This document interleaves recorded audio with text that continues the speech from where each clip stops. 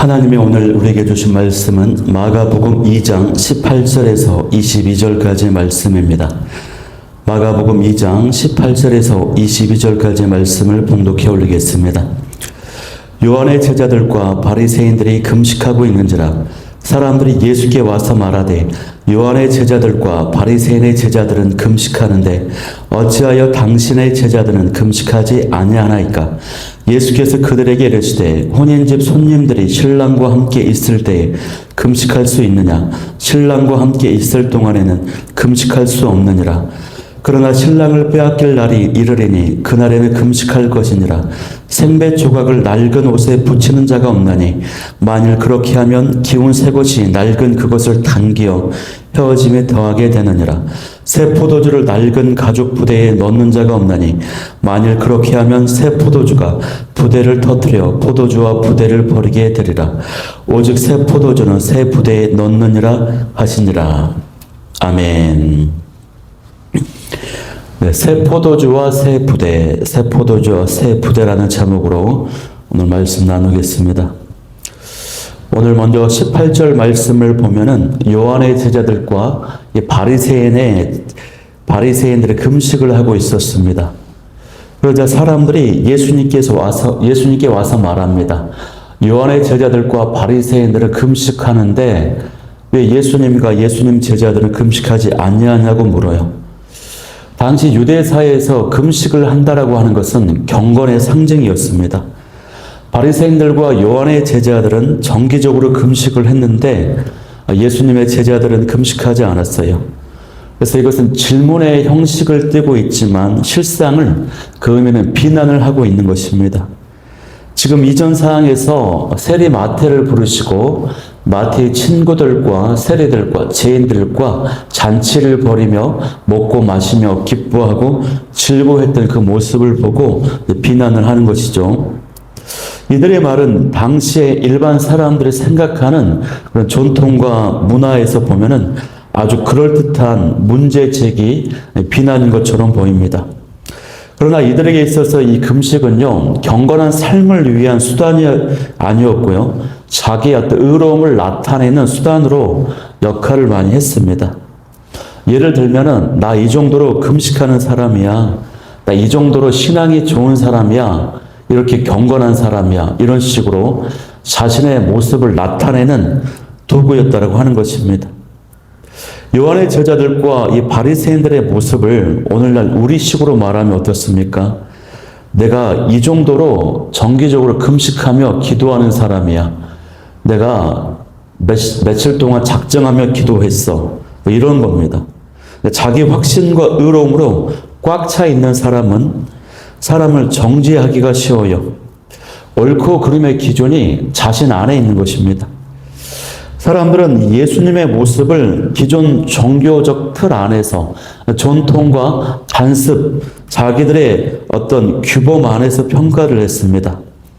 이런 그들에게 예수님은 19절 말씀에서요, 지금은 금식의 때가 아니라고 말씀하십니다. 19절에 뭐라고 말씀하십니까? 예수께서 그들에게 이르시되 혼인집 손님들이 신랑과 함께 있을 때에 금식할 수 있느냐? 신랑과 함께 있을 동안에는 금식할 수 없느니라. 아멘.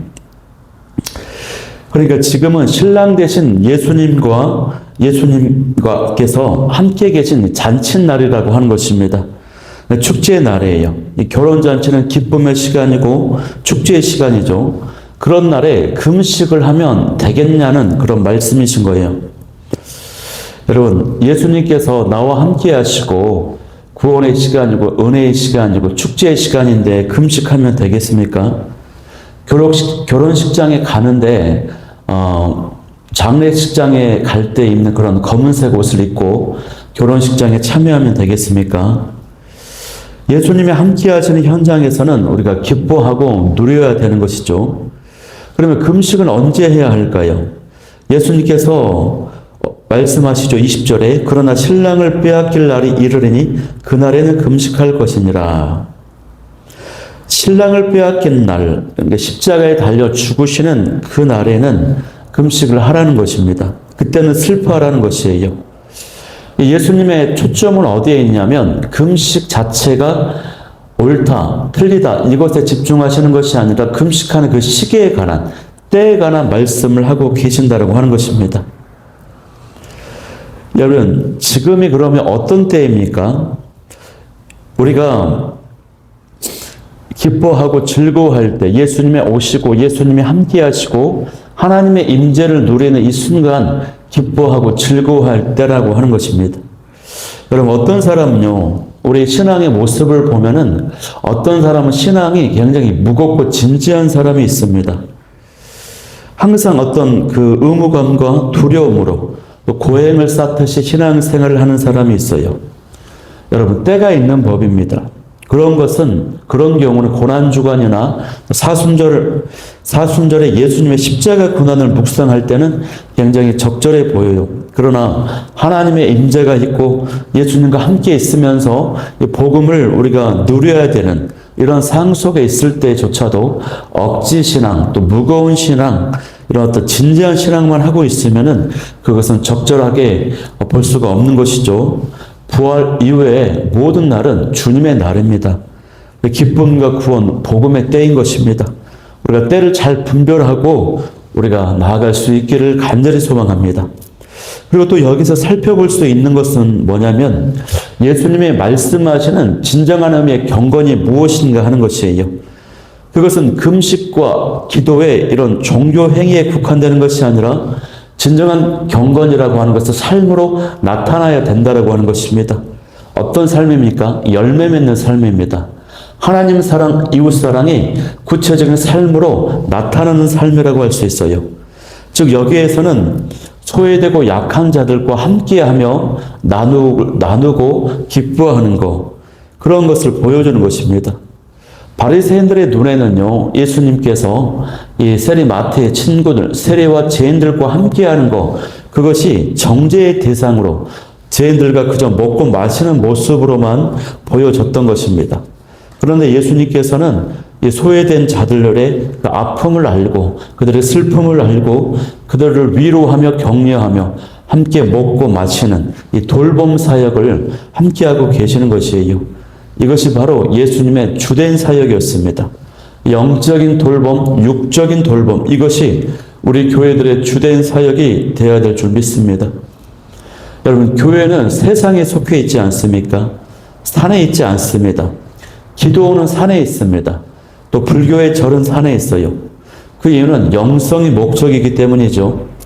그러나 교회는 실천이 목적입니다. 열매 맺는 것이 목적이고 영혼을 영적으로 육적으로 돌보는 것이 목적이에요. 거기에 목적이 있다는 것입니다. 이것이 바로 진정한 경건에 힘쓰는 것입니다.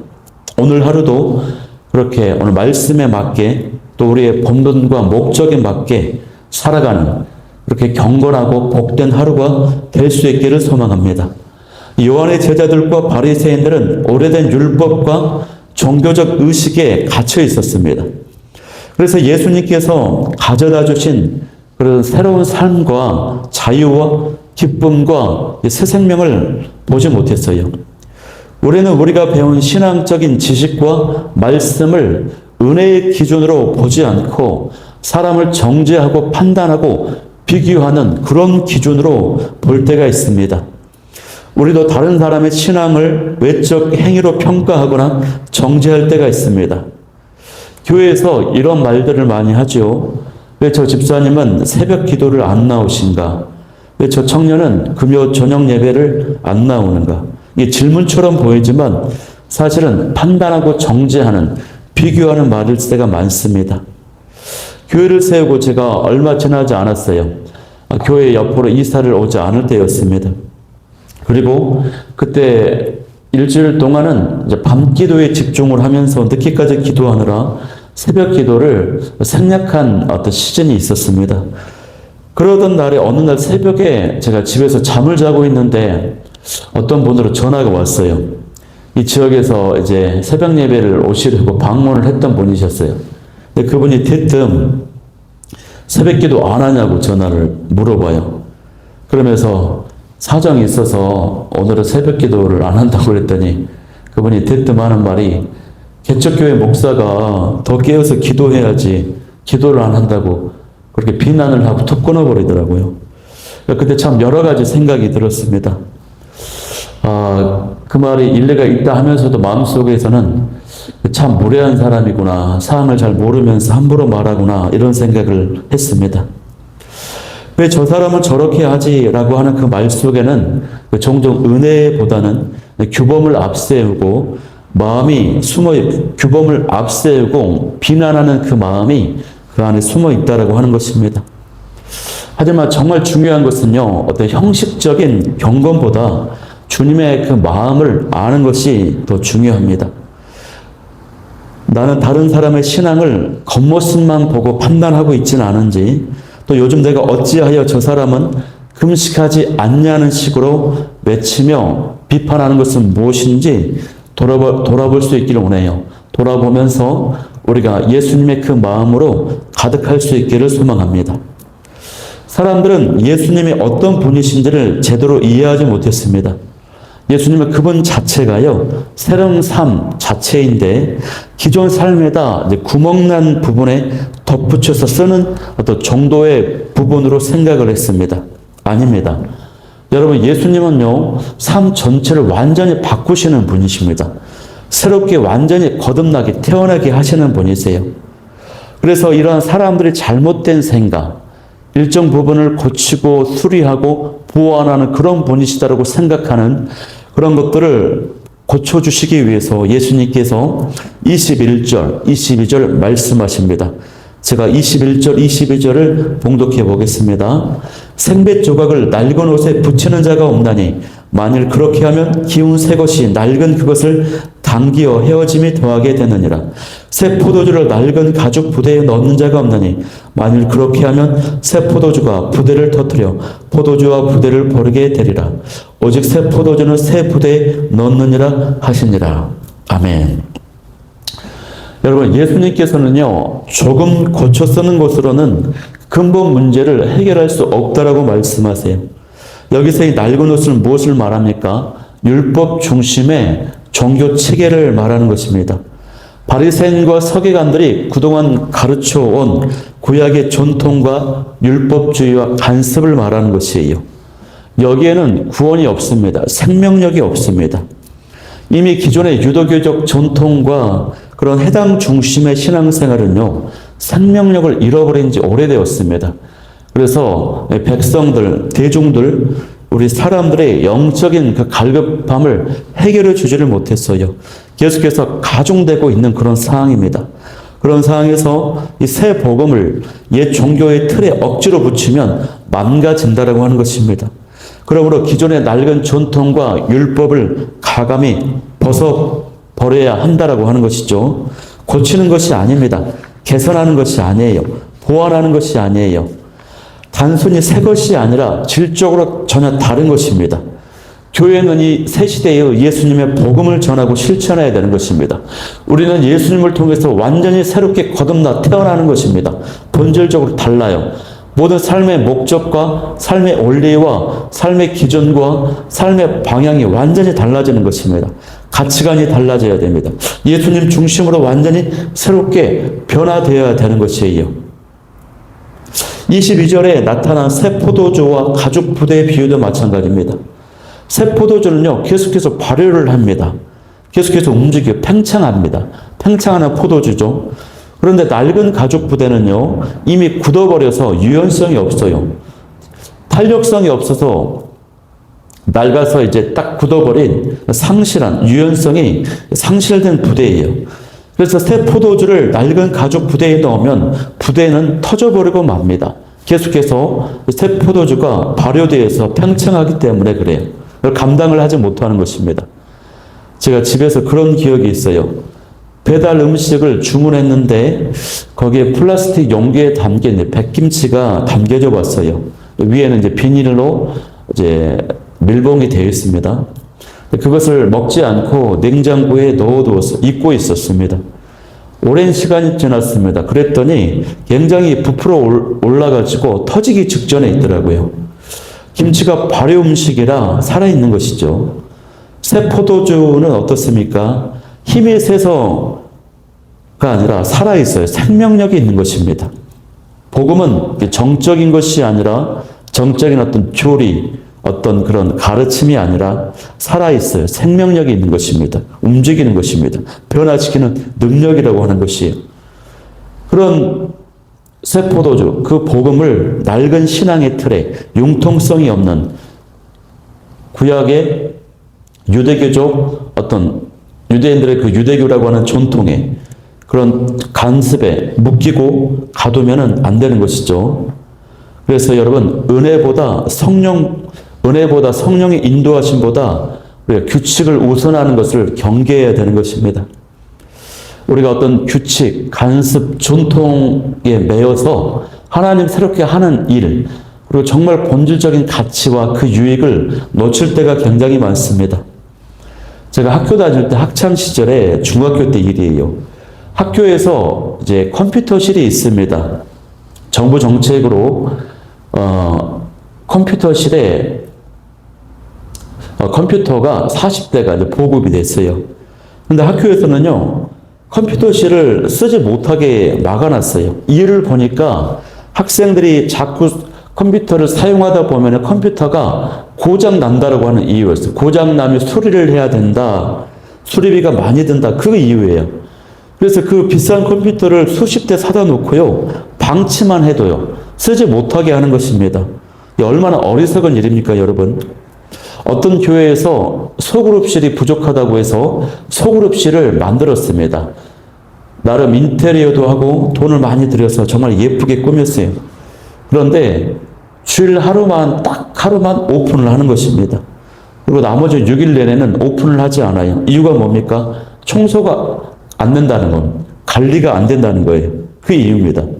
그래서 그렇게 비싼 돈 들여서 소그룹실을 꾸며놨는데 6일 동안에 그냥 문을 잠궈놓고 방치해 둔 것입니다.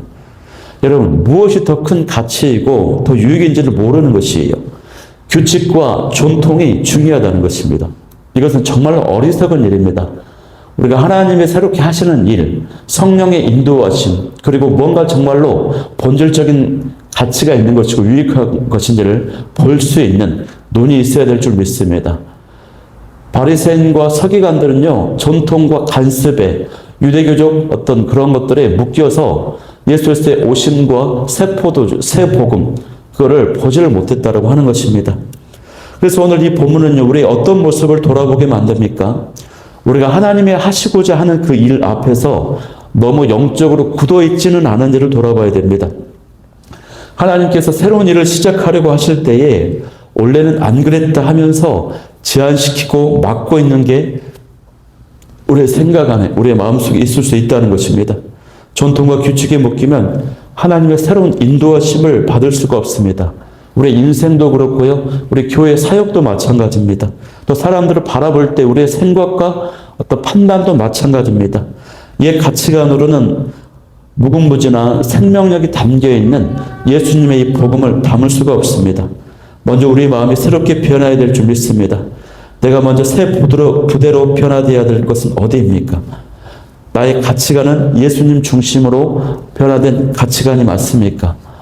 온전히 주님 중심의 가치관으로 변화되는 은혜가 있기를 간절히 소망합니다. 오늘 말씀을 기억하면서 함께 기도하기를 원하는 기도 제목 3가지는요. 첫 번째, 형식과 비교가 아닌 은혜로 살아가는 신앙이 되게 하여 주옵소서. 두 번째는 신랑 되신 주님과 함께하는 기쁨에 가득한 신앙이 되게 하여 주옵소서. 세 번째는 새 포도를 담을 이 새 부대로 나의 생각과 마음의 그릇이 변화되고 준비되게 도와주옵소서. 이 기도 제목 가지고 기도하며 나아가도록 하겠습니다.